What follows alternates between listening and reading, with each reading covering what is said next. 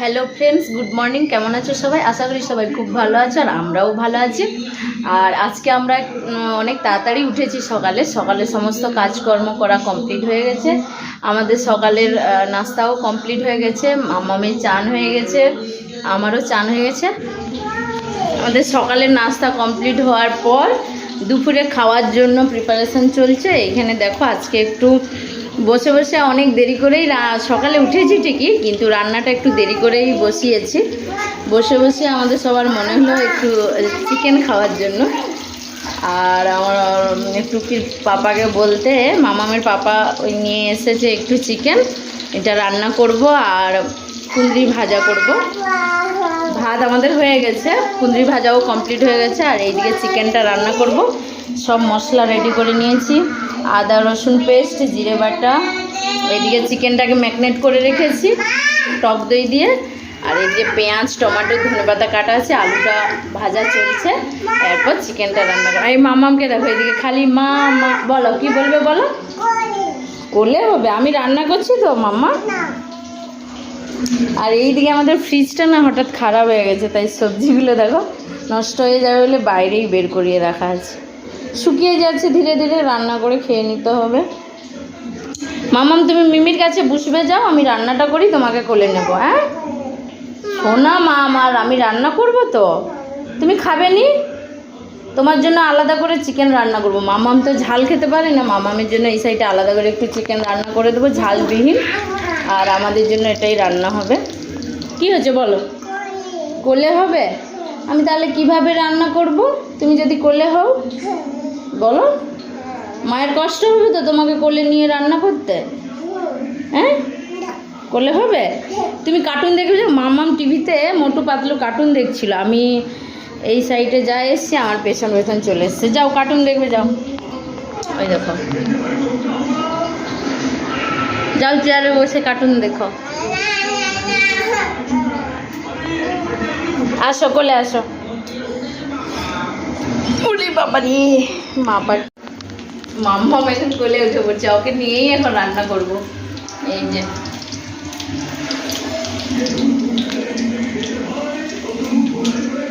তেল গরম, আলু আমার ভাজা কমপ্লিট হয়ে গেছে।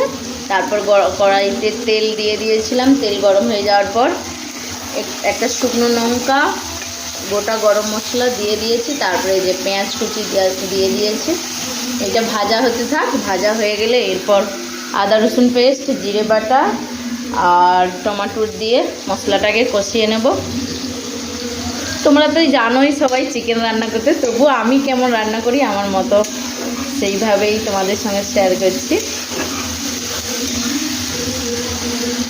এইদিকে আমার পেঁয়াজ ভাজা হয়ে গেছে। পেঁয়াজ ভাজার পরে এতে আদা রসুন পেস্ট আমি দিয়ে দিয়েছি। এখন ওইটাও ভালো করে ভেজে নেব। তারপরে এইদিকে জিরে বাটাটা দেবো। আর দেখতেই পাচ্ছ আমি না একবারে অল্প তেলে রান্না করছি, মশলার সঙ্গে মানে একবারে মিশে গেছে তেলটা। খুব অল্প তেলেই রান্না করছি, কারণ তোমাদের সঙ্গে শেয়ার করা হয়নি। কিছুদিন আগে আমি তোমাদের দাদাভাই দুজন মিলে আমরা ব্লাড টেস্ট করতে গিয়েছিলাম অ্যাপোলোতে, চেন্নাই অ্যাপোলো। এইখানে ব্লাড টেস্টে তোমার দাদাভাইয়ের কিছু ধরা পড়েনি রিপোর্টে, তবে আমারই ধরা পড়েছিল। আমার ওই ভিটামিন ডি শরীরে একটু কম আছে, আর কোলেস্টেরল বেড়ে গেছে।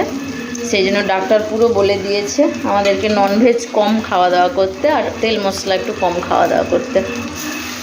এবারে আমরা বাঙালি, আমরা মাছ ভাত ছাড়া কি আমরা থাকতে পারি? তবুও চেষ্টা করছি অনেকটা অ্যাভয়েড করতে। আর আমাদের এখন পুরো আজ এক সপ্তাহ পর চিকেন আনা হয়েছে। তার আগে আমরা মাছ, ডিম, মাংস কোনো কিছুই খাই, অনলি সবজি। তারপরে এখন ওই আজকে মনে হলো অনেক দিন পর যে একটু চিকেন আনা হোক। নাহলে তোমরা দেখবে আমাদের প্রায় দুপুর করে মাছই রান্না হয়। মাছ আমাদের প্রায় ধরা বাঁধা, কিন্তু এখন আনা হয়নি। ডিম ওই এক আধবার খাওয়া হয় মাঝে মাঝে, আর সপ্তাহে একদিন চিকেন আর 2 দিন মাছ। এখন এই রকমই খাওয়ার রুটিন হয়ে গেছে আমাদের।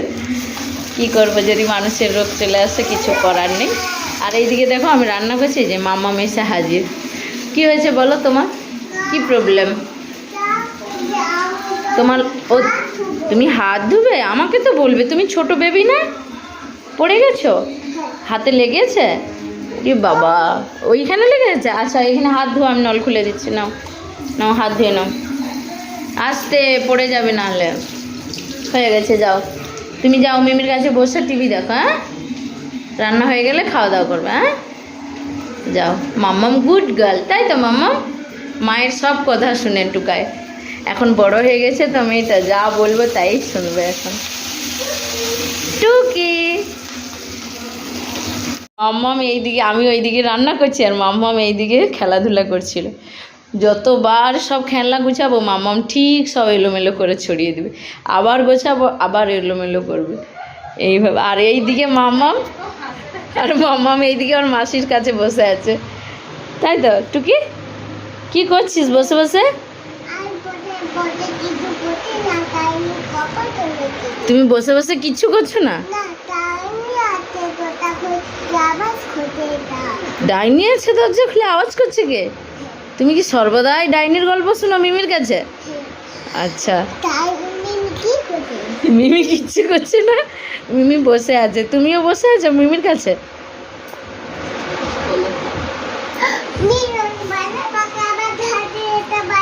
কোথায়? এটা পিজন নয় তো, এটা পিকক। মুখ দেখা যাচ্ছে না, এটা পিকক।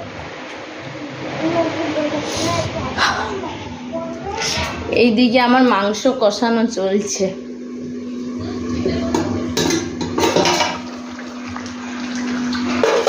এইদিকে আমার চিকেনটা কষানো চলছে।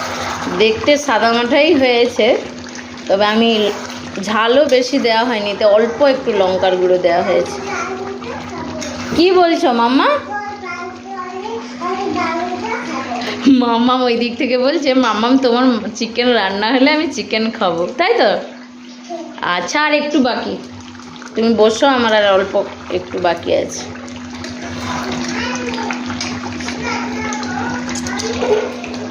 চিকেন থেকে ভালোই পরিমাণ জল বেরোচ্ছে।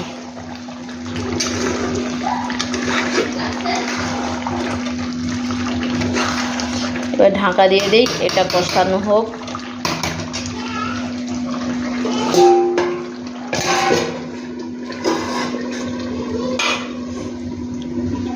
আমাদের এটাই রান্নার রুম। এই রান্নার রুমটাতে এত পরিমাণ অন্ধকার, সবসময় লাইট জ্বেলেই এখানে রান্না করতে হয়। বদ্ধ রান্নাঘর একটা, না জানলা আছে না কোনো কিছু। আর এই গরমে তো ভীষণ কষ্ট হয়। এই দিকে আলো বাতাস আর রান্নাঘরটা পুরো বদ্ধ অন্ধকার। আমার চিকেন রান্না কমপ্লিট হয়ে গেছে। আর একটু ঝোল ঝোল রেখেছি, কারণ আর তো সেরকম ডাল টাল করা হয়নি, এই জন্য একটু ঝোল বেশি করেই রেখেছি। দেখতে একটু সাদা রাখছে, কারণ বাড়িতে কাশ্মীরি লঙ্কার গুঁড়ো নেই, থাকলে হয়তো দিলে একটু কালারটা দেখতে ভালো লাগতো। কিছু করার নেই, দেখতে যা হোক না কেন খাওয়ার সময় ভালো হলেই হবে। যেমন মানুষের গুণটা আসল, রূপটা নয়, সেরকম হচ্ছে কথা।